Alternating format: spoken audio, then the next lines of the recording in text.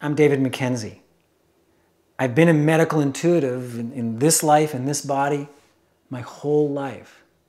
I've worked with people, hundreds and hundreds of people in the last 18 years, and I've seen this powerful recurring theme.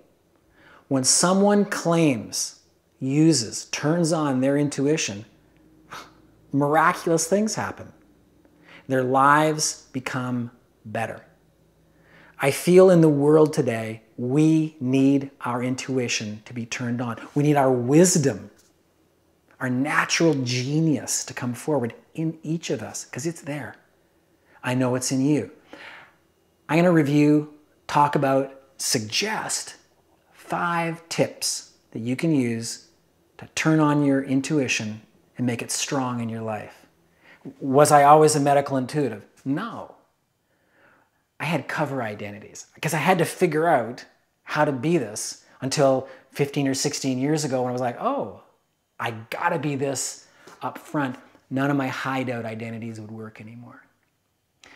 The best, most fruitful hideout identity I had and that I used my intuition was, I was a photographer. I was a good photographer. I had amazing images that showed up in Vogue magazine or Bazaar magazine.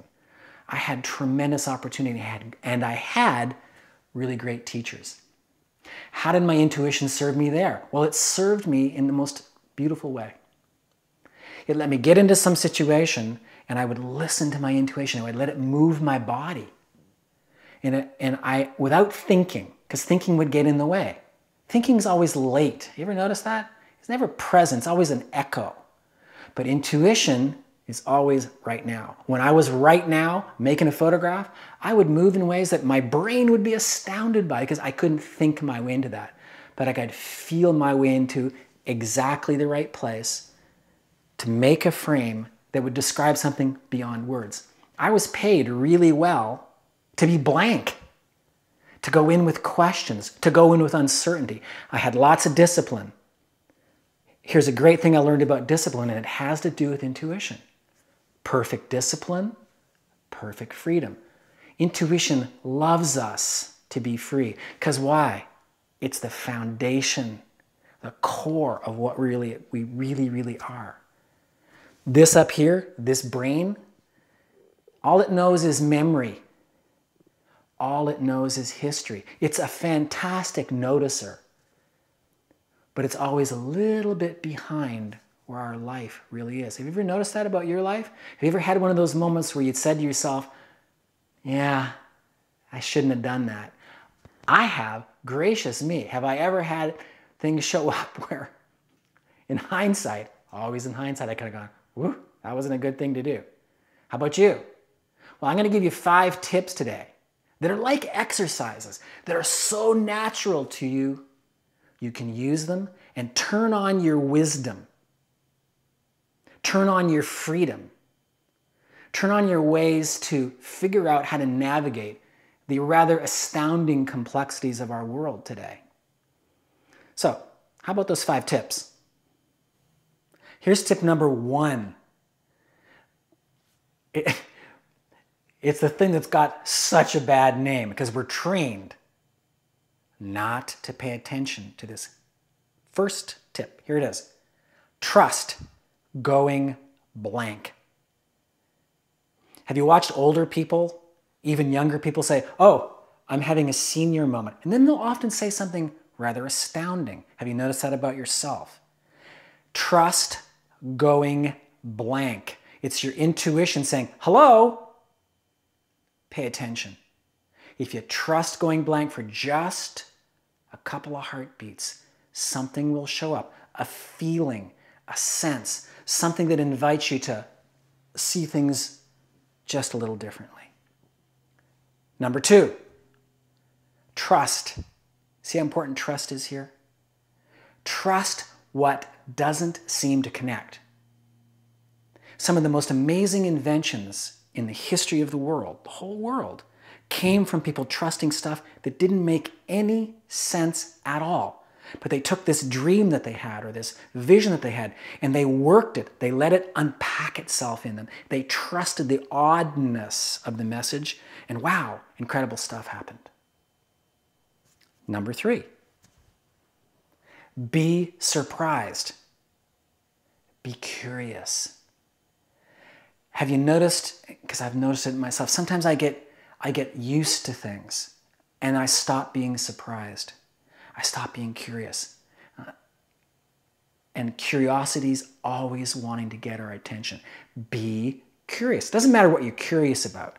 If the curiosity serves you and lifts up your heart, opens your awareness, lets you see the world a little differently with a bit more space in it, that's what paying attention to surprised means. Be surprised. Number 4, don't rush it. Give yourself time. Time just to go, wow, let me feel that. Let me see what my mind does with that surprise that showed up just then. We live in a culture where we are pushed all the time to know, to act, to move, to confirm. Our natural inborn genius, that's the outcome of our intuition, wants us to take our time. Take your time so the flower can bloom inside of you. Now, have you ever felt stuck? Boy, I have. And what have I got to do? I've learned it over and over again. Get up, move.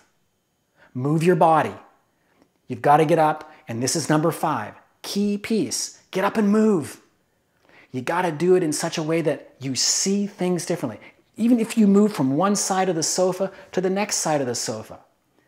Even if you take the bed you sleep in and just turn it in the room that much. What if you just change the things you're used to? What if you change your position? That will change your understanding. Sounds so simple.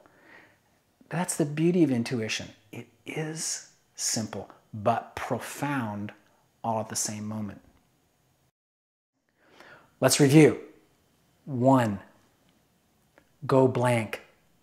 Let yourself feel empty. Let yourself feel uncertain. 2, trust what doesn't seem to connect. Let it come together. Let the puzzle make sense inside of you. It will. 3, be surprised. Be curious. Enliven your curiosity. It's a gift. Use it. 4, don't rush. Take your time for your genius to arrive. 5, get up and move. If you're stuck, get unstuck. Moving your body sounds so simple. Move a bit, see what shows up. Why is it important for each of us to use our intuition? What would be the benefit to you of you using in your way these 5 tips? Here's the most important piece to me. What we need in the world right now is wisdom. We need new ways to create our lives, our families, and our communities so we can learn how to thrive and grow in a new way. Our intuition, that part of us that's not used to being domesticated, that's free, that keeps knocking on our hearts all the time. That's the part we need to pay attention to. Those 5 tips, that's a great foundation, great starting point. You'll create your own, and then you can share them with somebody else. What'll happen then? Intuition might become a bigger part of our operating system. Wouldn't that be remarkable? Wouldn't it be amazing to live in a place where people trusted their intuition, mixed it with their brain, and a whole new way of living and abundance showed up for all? That's what I'm for. What about you?